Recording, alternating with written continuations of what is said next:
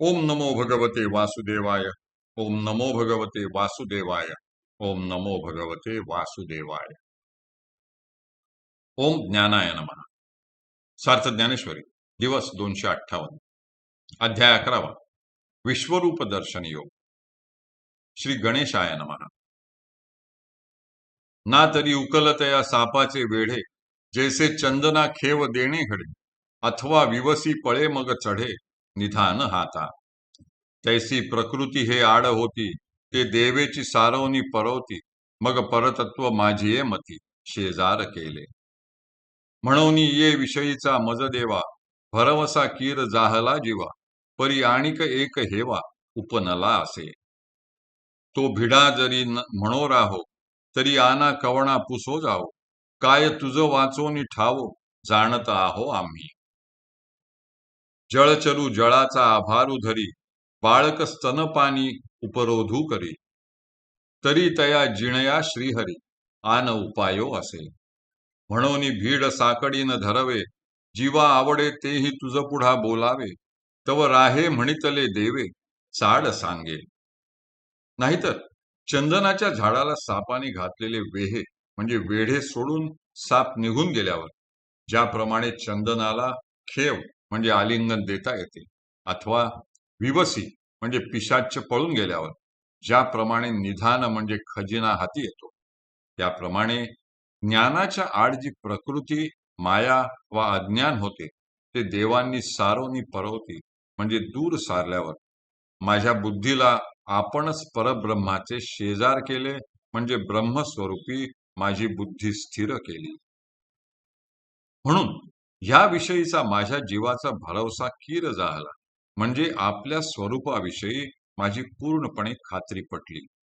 परंतु आता आणखी एक हेवा म्हणजे उत्कट इच्छा उपजली आहे। आम्ही भिडेमुळे ती गोष्ट विचारावयाची राहू दिली, तर आम्ही ती गोष्ट आणखी कोणाला विचारावयास जायची? कारण तुझ्या वाचून दुसरे विचारण्याचे ठाव म्हणजे ठिकाण आम्ही जाणतो का?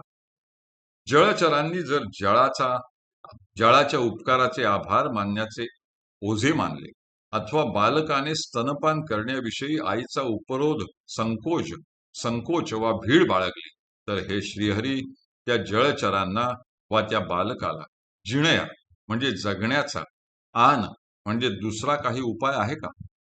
म्हणून भीड अथवा संकोच न धरता जीवाला आवडेल ते सगळे तुझ्या पुढे बोलावे, हेच बरे। त्यावर देव म्हणाले, हे असो, तुझी चाड म्हणजे इच्छा काय आहे ते सांग।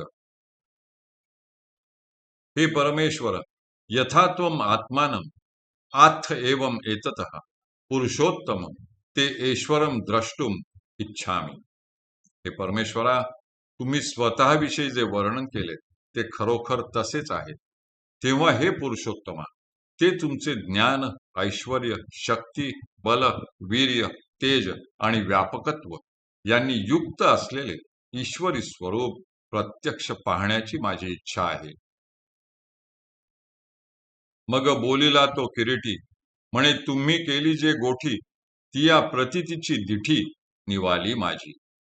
आता जयाचे संकल्पे, हे लोक परंपरा होय हारपे, जया ठाया ते आपण पे, मी ऐसे म्हणसी।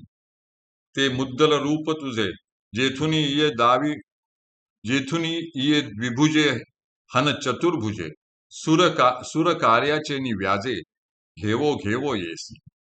पै जळशयनाची या अवगणिया, का मत्स्य कूर्म या मिरवणिया, खेळू खेळू सरलिया तू गुणिया, साठविसी जेथ।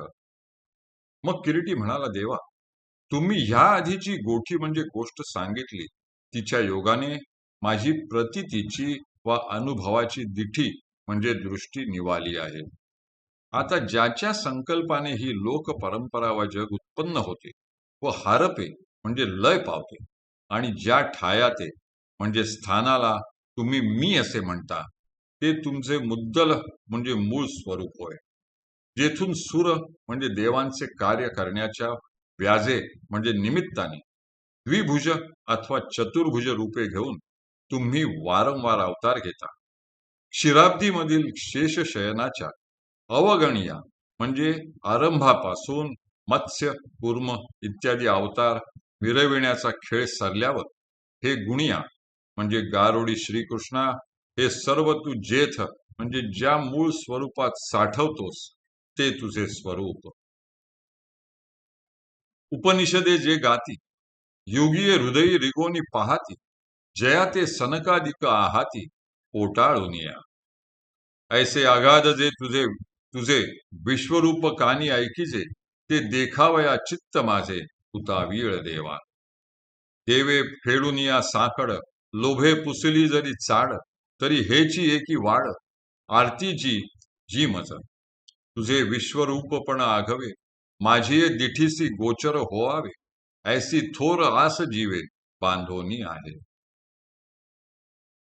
उपनिषदे ज्या स्वरूपाचे गुणगान करतात, योगीजन आपल्या हृदयात वा अंतर्यामी रिगोनी म्हणजे शिरून ज्याचा साक्षात्कार करून घेतात आणि ज्याला सनकादिक महात्मे ओटाळूनिया म्हणजे आलिंगन देऊन राहिले आहेत, असे तुझे जे आगाध विश्वरूप आहे त्याचा महिमा मी कानांनी ऐकला आहे. पण देवा, ते पाहण्याकरता माझे चित्त उतावीळ झाले आहे. माझा साकड म्हणजे संकोच दूर करून देवांनी प्रेमाने माझी चाड म्हणजे इच्छा काय आहे असे ज्या अर्थी विचारले आहे, तर भगवंता, हीच माझी एक वाड आरती म्हणजे माझ्या अंतःकरणीची प्रबळ इच्छा आहे. तुझे आघवे विश्वरूपपण म्हणजे या समस्त विश्वात तूच भरलेला आहेस, हे माझ्या दृष्टीस गोचर व्हावे म्हणजे माझ्या डोळ्यांना दिसावे, अशी थोर आस मी जीवात बांधोनी म्हणजे बाळगून आहे. असा माझा चित्ताने ध्यास घेतला आहे. हरिः ओम, हरिः ओम, हरिः ओम. हरये नमः, हरये नमः, हरये नमः.